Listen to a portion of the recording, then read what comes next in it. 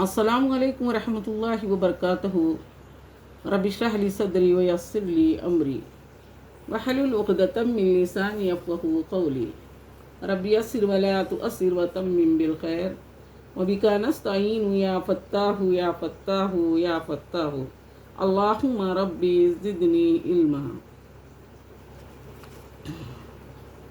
آج ہم حضرت خدیجۃ الکبریٰ کی زندگی کے بارے میں ان کا واقعہ کہیں گے۔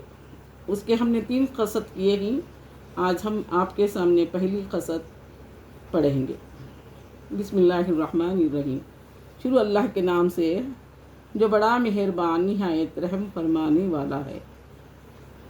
وفا کی تصویر، سچائی کی خوگر، مجسمہ اخلاق، پاکیزہ سیرت، بلند کردار، گداز دل، جان پرسوز، فہم و فراست، عقل و دانش اور جود و سخا کی پی کر ناز و نعم میں پلی ہوئی دولت، جس کے آنگن میں خن کی طرح برستی رہی، جسے سب سے پہلے اسلام قبول کرنے کا شرف حاصل ہوا، جسے اللہ رب العزت نے جبرائیل علیہ السلام کے ذریعے آسمان سے سلام بھیجا، جسے سب سے پہلے جنت کی بشارت دی گئی، جسے حبیب کبریا علیہ السلام کی صحبت میں 24 سال اور چند ماہ رہنے کی سعادت حاصل ہوئی، جس کے گھر میں آسمان سے وحی نازل ہوتی رہی، جس نے شعیب ابی طالب میں رسول اللہ صلی اللہ علیہ وسلم کے ساتھ محصور رہ کر رفاقت، محبت،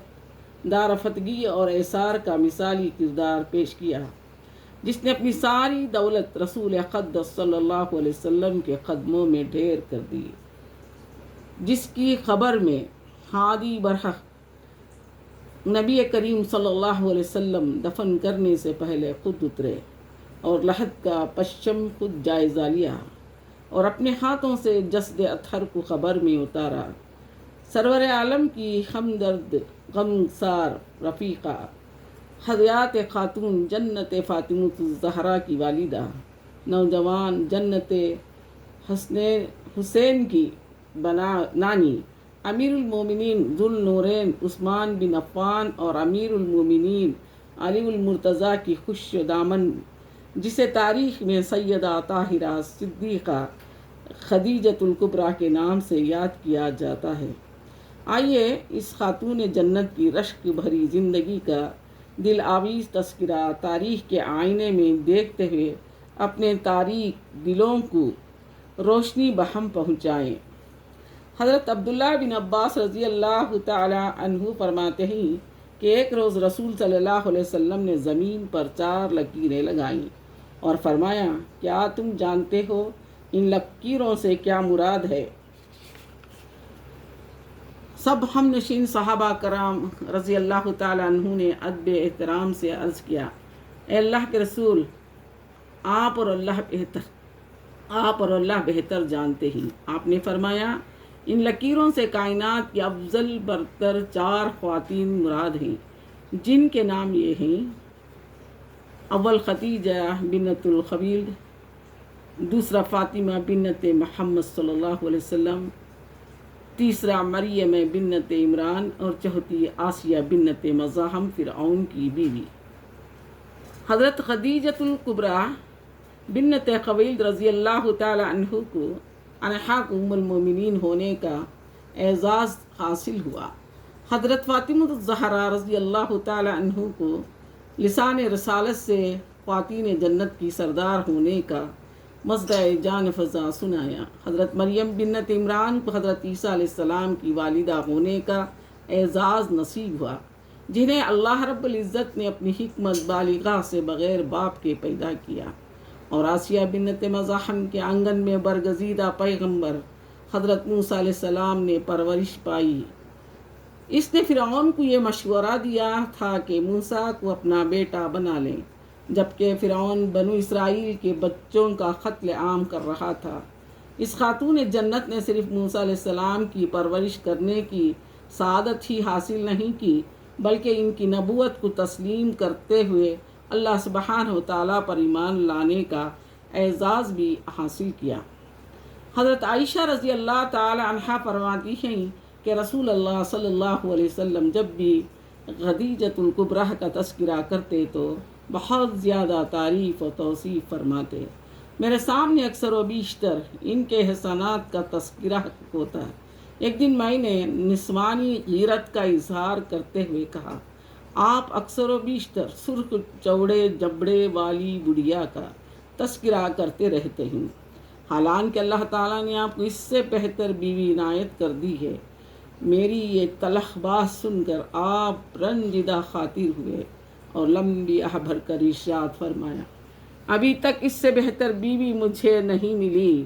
عائشہ سنو، وہ مجھ پر اس وقت ایمان لائی جب عام لوگوں نے میرا انکار کیا، اس نے ایسے وقت میری تصدیق کی جب بیشتر لوگوں نے مجھے جھٹلایا، اس نے اپنے مال و دولت سے میری مدد کی جبکہ دوسروں نے مجھے جی بھر کر ستایا، اور اللہ سبحانہ و تعالیٰ نے اس سے مجھے اولاد کی نعمت بھی عطا کی۔ سیدہ طاہرہ خدیجۃ الکبریٰ رضی اللہ تعالی عنہا 550 پر 6 ہجری کو مکہ معظمہ میں پیدا ہوئی۔ آپ کی والدہ کا نام فاطمہ بنت زائد ابن اسم تھا اور والد کا نام خویل بن اسد بن عبد العزیٰ۔ یہ قریش کا ہر دل عزیز سردار تھا۔ اس کا پیشہ تجارت تھا، مال و دولت کی فراوانی تھی۔ اس کا انتقال مشہور و معروف جنگ فجار میں ہوا۔ سیدہ خدیجۃ الکبریٰ رضی اللہ تعالی عنہا نے ہوش سنبھالتے ہی گھر میں پیسے کی ریل پھیل دیکھی۔ جوان بھی تو ان کا نکاح ابو حاتم مالک بن نباش بن جراحت تمیمی سے ہوا۔ اس سے آپ کے ہاں خالہ اور ہند پیدا ہوئے۔ سیدہ خدیجہ اپنے خاوند کو بہت بڑے تاجر کے روپ میں دیکھنا چاہتی تھیں، اس لیے اہتمام بھی کر دیا گیا تھا۔ مالی وسائل کی بھی کوئی کمی نہیں تھی، لیکن اس کی زندگی نے وفا نہ کی اور وہ داغ و مفارقت دیتے ہوئے دائی اجل کو لبیک کہا گیا۔ کچھ عرصے کے بعد عتیق بن عائض بن عبداللہ مخزومی کے ساتھ نکاح ہوا اور اس سے ان کے ہاں ایک بیٹی ہندا پیدا ہوئی، لیکن اس کے ساتھ نبھا نہ ہو سکا اور دونوں میں علیحدگی ہو گئی۔ اس کے بعد سیدہ خدیجۃ الکبریٰ نے اپنی تمام تر توجہ اولاد کی تربیت اور تجارت کے فروغ میں صرف کرنا شروع کر دی۔ کاروبار میں اس قدر ترقی اور وسعت ہوئی کہ یہ دیکھتے ہی دیکھتے قریش کی بہت بڑی مالدار خاتون بن گئیں۔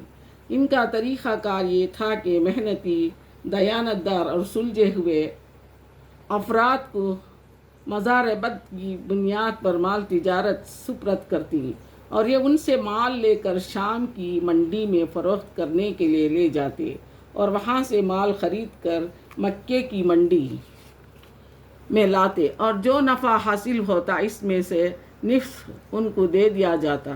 جب سیدہ خدیجۃ الکبریٰ نے مکہ معظمہ میں حضرت محمد بن عبداللہ محمد صلی اللہ علیہ وسلم کی دیانت، امانت اور حسن اخلاق کا چرچا سنا تو آپ کی خدمت میں پیغام بھیجا کہ اگر آپ میرا مال تجارت شام لے جانا پسند فرمائیں تو مجھے بہت خوشی ہوگی۔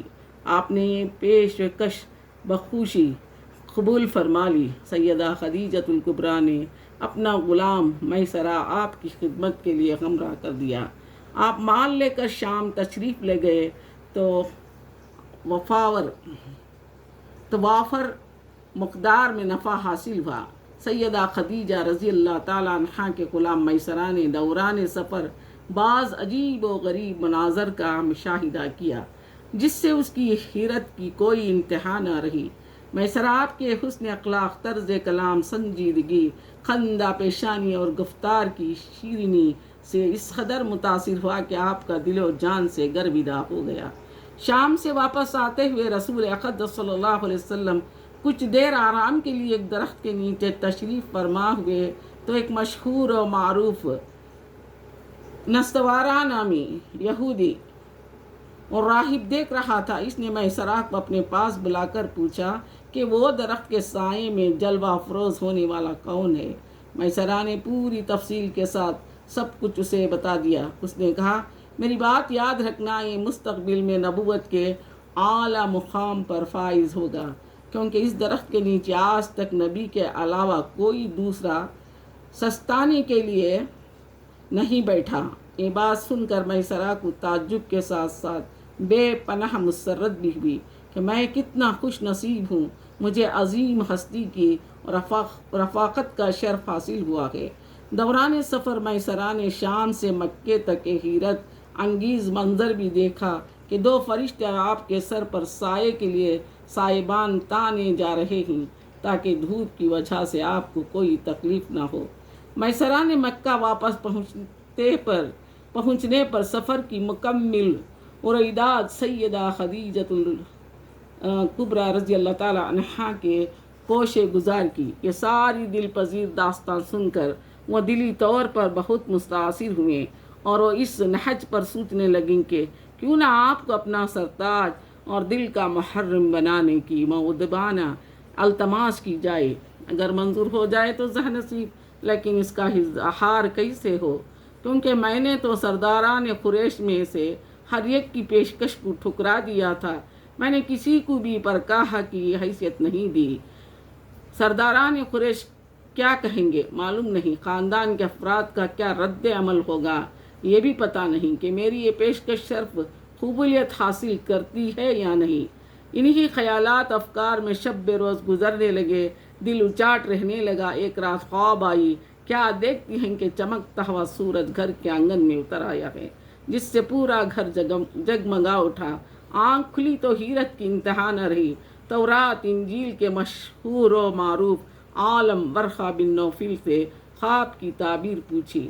یہ سیدہ خدیجہ کے چاچا زاد بھائی تھے اور نابینا ہو چکے تھے۔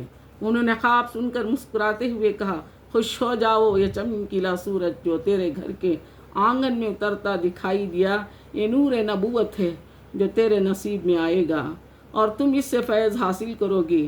اس خواب کے بعد سیدہ خدیجہ رضی اللہ تعالی عنہا کے قلب و نظر میں حضرت محمد صلی اللہ علیہ وسلم کا خیال چھا گیا اور آپ کی محبت رگ و ریشے میں سرایت کر گئی، لیکن کچھ سمجھائی نہ دے رہا تھا کہ کس طرح آپ تک پیغام پہنچایا جائے۔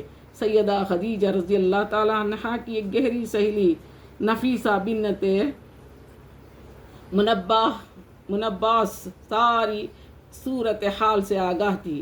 ایک دن اس نے ازراح مذاق کہا، اللہ رے، یہ دل نشین خاموشی، یہ پر اسرار سکوت، فضاؤں میں اداس نگاہوں کی دل فریب گردش، یہ بجھی طبیعت، یہ اداسی اور ایک گھٹن اور یہ خود کلامی کے لیے چین لمحے، کچھ بولو تو صحیح۔ اس طرح اٹکیلیاں کرتے ہوئے ایک دم سنجیدہ ہو کر کہنے لگی، جانے دو، یہ بھی کوئی کام ہے، یہ مشکل تو میں حل کیے دیتی ہوں۔ وہاں سے اٹھی سیدھی حضرت محمد صلی اللہ علیہ وسلم کے پاس چلی گئی، سلام عرض کیا، خیریت دریافت کی اور کہا، ایک ذاتی سوال اگر محسوس نہ کریں تو عرض کروں؟ آپ نے فرمایا، ہاں کہو، کیا بات ہے؟ عرض کیا، آپ نے ابھی تک شادی کیوں نہیں کی؟ فرمایا، میرے پاس مال کی گنجائش ہی نہیں جس سے شادی کے اخراجات پورے کر سکوں۔ اس نے کہا، اگر میں ایک مالدار خاندانی اور حسین و جمیل خاتون کی نشاندہی کروں جو آپ سے شادی کرنے کی دلی رغبت رکھتی ہیں، کیا آپ کو منظور ہے؟ فرمایا، وہ کون ہے؟ عرض کی، خدیجہ بنت خویلد۔ آپ نے فرمایا، اگر وہ رضامند ہے تو مجھے قبول ہے۔ یہ جواب سن کر نفیسہ خوشی سے جھوم اٹھی۔ اسی وقت جا کر اپنی سہیلی کو مسرت بھرا پیغام سنایا تو اس کے نصیب جاگ اٹھے، اس کا رنگ مسرت شادمانی سے جھوم اٹھا۔ حضرت محمد صلی اللہ علیہ وسلم کی عمر اس وقت 25 برس تھی اور سیدہ خدیجہ رضی اللہ تعالی عنہا کی عمر 40 برس۔ آپ کے چاچا ابو طالب اور امیر حمزہ سیدہ خدیجہ کے چاچا عمر بن اسد کے پاس شادی کا پیغام لے کر گئے۔ شادی کی تاریخ مقرر ہوئی، طرفین سے عزیز و اقارب اکٹھے ہوئے۔ رسول صلی اللہ علیہ وسلم کی رضائی والدہ حلیمہ سعدیہ کو بھی اس خوشی کی تقریب میں بطور خاص بلایا گیا۔ جب وہ فارغ ہو کر واپس جانے لگیں تو سیدہ خدیجہ نے 40 بکریاں، ایک اونٹ اور بہت سا گھریلو سامان دے کر رخصت کیا، کیونکہ اس نے ان کے سرتاج کو بچپن میں دودھ پلانے کی سعادت حاصل کی تھی۔ السلام علیکم، اگلی قصت انشاءاللہ۔